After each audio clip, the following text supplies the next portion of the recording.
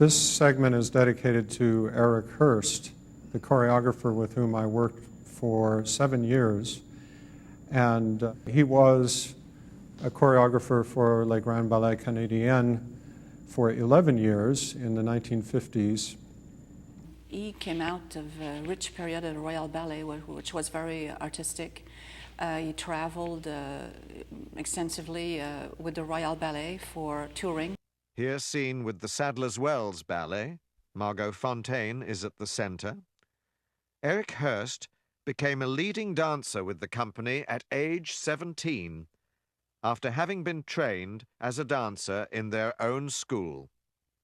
In England, Hyrst danced, choreographed, or both, for the Sadler's Wells Ballet, the Metropolitan Ballet of London, and the Ambassador Ballet.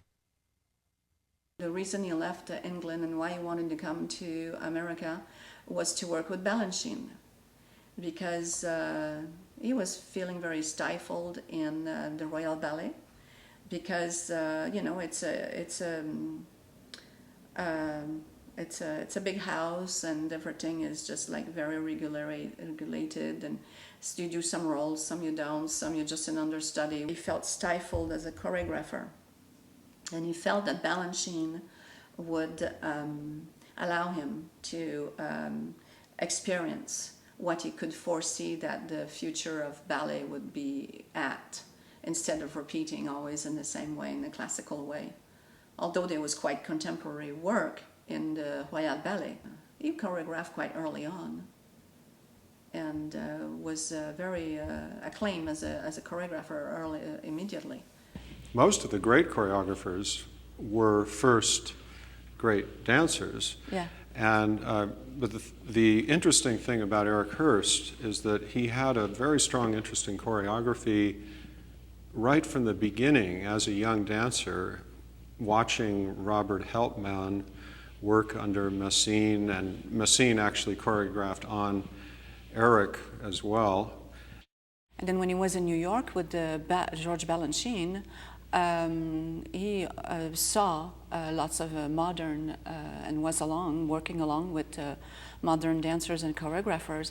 I think that what was so amazing with him was his capacity to absorb the world around him.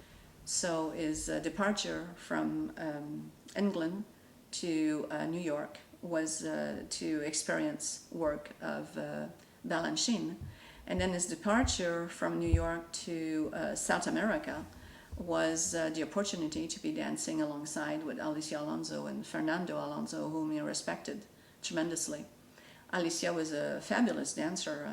He said she would, when she do the variation and she do the fouette in South America, people just went totally wild. After engagements as leading dancer with the Royal Winnipeg Ballet and Ballet Alicia Alonso, Erik Hyrst ended up in Montreal, Canada, where he met Ludmila Chiryaev and became leading dancer and choreographer with Le Grand Ballet Canadien for 11 years, helping to build the company to the stature it has today. While in Montreal, he was there for 25 years. At that time, Canada was linked through its TV station, which was called Radio-Canada, CBC. And every Sunday night, we had original works. Radio-Canada employed a bevy of artists that were available for the choreographers. So Erik used to do, I think, one work a month or one work every other month. So he was working with designers, he was working with composers that were part of the house of CBC, and Pierre Mercure was one of them.